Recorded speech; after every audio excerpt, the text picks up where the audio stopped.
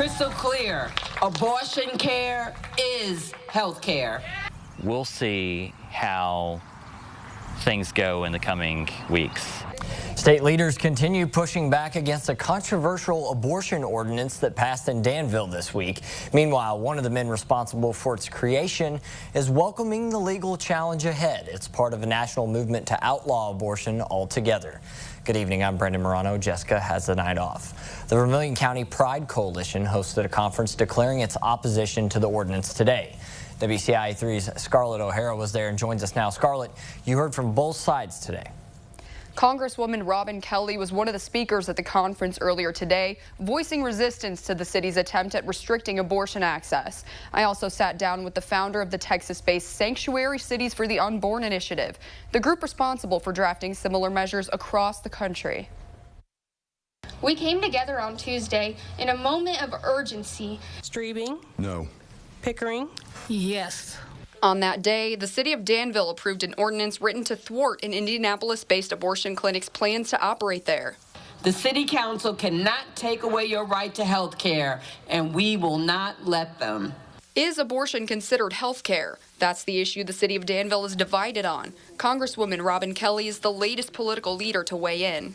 At a time when Danville is losing health care providers, our leaders should do everything they can to encourage more health care professionals to come here.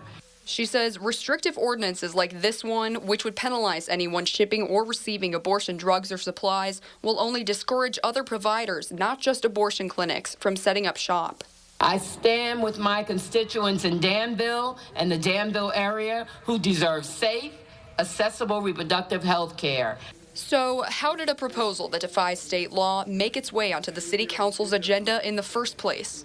Every challenge that we've seen so far, we've won.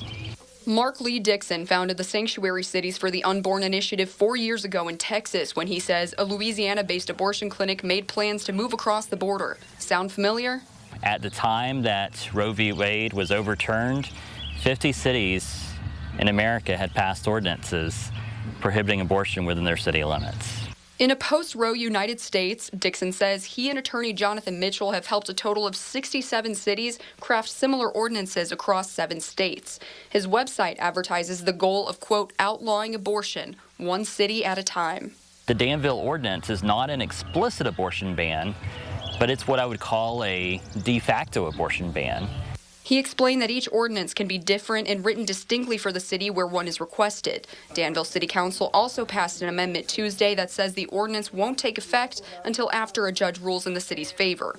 And Dixon says it's a battle he's willing to see through to the highest courts. We don't expect to see this end in Danville. We expect to see other cities throughout the great state of Illinois pass ordinances as well. He wouldn't elaborate on other Illinois cities that may follow suit, but says he's heard from several communities interested in becoming what he calls sanctuaries for the unborn. So it's likely that an ordinance could be drafted for another city in Illinois soon after Danville. What's to say there hasn't been one drafted already? Before the ordinance passed, attorney Jonathan Mitchell sent the city of Danville a letter offering to represent them at no cost to taxpayers in any litigation that may arise from it. Dixon told me today the initiative makes that offer to every city they write ordinances for. Back to you, Brandon. All right, thank you, Scarlett. Also today, State Senator Paul Faraci's legislative assistant gave a few words on his behalf. She said, quote, Paul firmly believes the government should not get involved in decisions made between a person and their doctor. He added that he believes that when it comes to reproductive health care, every person has the right to make their own individual choices.